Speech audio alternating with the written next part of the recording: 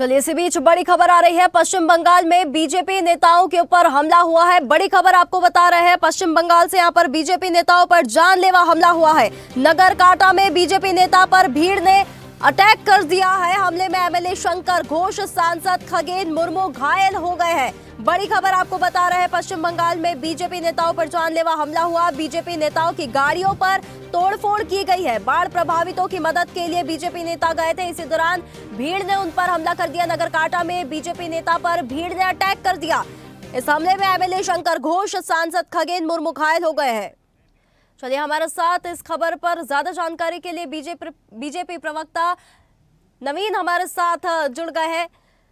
नवीन जी, पश्चिम बंगाल में बीजेपी नेताओं पर जानलेवा हमला हुआ है। क्या ये कोई सोची समझी साजिश के तहत ये हमला किया गया था? अचानक भीड़ ने अटैक कर दिया है।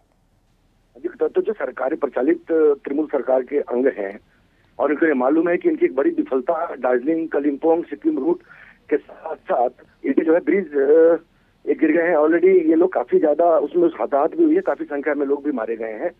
हम पहले भारतीय जनता पार्टी परिवार की ओर से मारे गए सभी जो मृतक है श्रद्धांजलि अर्पित करते हुए उनके परिवार के लिए भगवान से प्रार्थना करते हुए उनको शक्ति मिले विपत्ति के लिए। लेकिन जिस ढंग से ममता सरकार, तृणमूल कांग्रेस, इनको एडमिनिस्ट्रेशन जो दार्जिलिंग डिस्ट्रिक्ट के एडमिनिस्ट्रेशन है या कलिम्पोंग एरिया के एडमिनिस्ट्रेशन है, जिस ढंग से नंगा नाच कर रही है इस विपदा में, निश्चित तौर पर यह भर्त्सना का विषय और निंदा का विषय है। अब इनको ये मालूम है कि आने वाला 2026 इनके अंत का सबसे बड़ा सामने इनको दिख रहा है कि इनका अंत होने वाला है। जिस ढंग से दुर्गा पूजा के अंदर में लोग मृतक मारे गए, सरकारी व्यवस्था की कोई व्यवस्था नहीं थी और एक दिन के बारिश, 4 घंटे की बारिश के अंदर जैसे कलकत्ता शहर में लोग मारे गए। निश्चित तौर पर माँ दुर्गा और साथ ही देवी देवता भी ऐसे सरकार से नाखुश है। यही कारण है कि आज लक्ष्मी पूजा है। इसके 1 दिन पहले, 2 दिन पहले दार्जिलिंग के इलाके में और उसके कई बहुत सारे दार्जिलिंग डिस्ट्रिक्ट कलिम्पोंग के इलाके में, करशियांग में, घूम में, इन इलाके के अंदर में इतनी ज्यादा बड़ी विविधता घटी है और कोई भी प्रशासनिक तैयारी नहीं थी।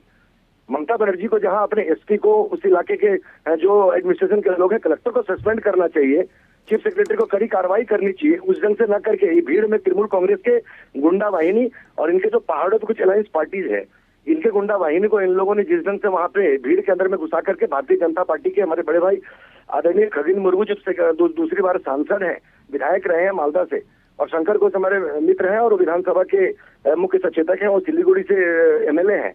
आज उनके ऊपर जिस जानलेवा कातिलाना हमला हुआ है, एक बुजुर्ग सांसद, आज खगेन मुर्मू के हम लोगों ने भी फोटो देखी जिस दिन से उनके ब्लड और जिस दिन उनका हमला हुआ, निश्चित और भर्त्सना का विषय है। और आपके चैनल के माध्यम से बंगाल सरकार को आगाह कर रहे हैं कि कड़ी से कड़ी कार्रवाई उन तमाम जो टेररिस्ट कैरेक्टर के लोग हैं, समाज विरोधी कैरेक्टर के लोग हैं, जिन्होंने लोकसभा के चुने हुए सांसद के ऊपर, विधायक के ऊपर जिस दिन से उन्होंने हमला किया है।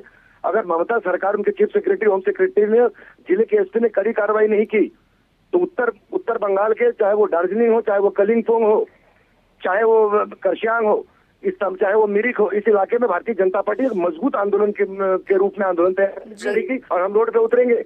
ममता बनर्जी के घर के अंदर, काली घाट के अंदर में उनका जो घर है, वहां हम उनको नजरबंद करेंगे। हम ममता बनर्जी को नवन्नों से बाहर नहीं निकलने देंगे। उनके सरकार के जितने विधायक और मंत्री हैं, जितने सांसद हैं, सबको हम काला झंडा से स्वागत करेंगे। आज का हमला जो है ये लोकतंत्र के ऊपर हमला है, समाजवाद के ऊपर हमला है और जिस दिन से ये हमला किया है, सरकार अपनी विफलता को न मान के सरकार अपोजिशन को खत्म करने के लिए।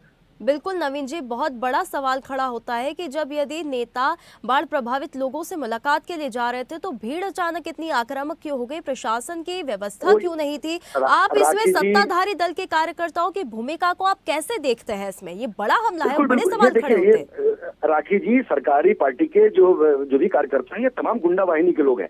इनके सांसद, इनके मंत्री, इनके विधायक इस ढंग से जो जिस राज्य के मुख्यमंत्री खुद ही गुंडा वाहिनी कैरेक्टर की हो, जो खुद ही हमला के लिए और हत्या के लिए उकसाती हो, बलात्कार के लिए उकसाती हो, उस मुख्यमंत्री के ऊपर इस राज्य के लोगों को भरोसा नहीं है। यही कारण है कि उनकी विफलता अब देश के सामने आ गई है।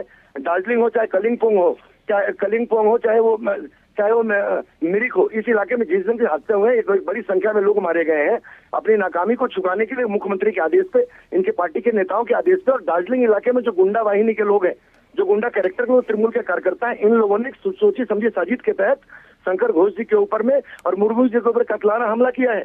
इस पे इमीडिएटली 307 और 302 का केस दर्ज करके इमीडिएट उन तमाम गुंडा वाहिनी को अरेस्ट करनी चाहिए। और हम भारत सरकार से भी मांग करते हैं कि इमीडिएटली एनडीएफ के साथ साथ में आर्मी को हैंडओवर इस इलाके को करिए और तमाम जो इस ढंग के गुंडा वाहिनी घर में बैठे, इन गुंडा वाहिनी के लोगों को घर से निकाल करके इनके ऊपर कड़ी से कड़ी कार्रवाई करिए। क्योंकि अब बंगाल जो है वो जंगल राज के ऊपर तब्दील हो चुका है, आतंकवादियों का अड्डा हो गया है। समाजवाद टूटने के कगार पे है। और बिल्कुल। बंगाल की जो स्थिति है वो कश्मीर से भी बदतर स्थिति है, ये बांग्लादेश के कैरेक्टर में बंगाल होती जा रही है।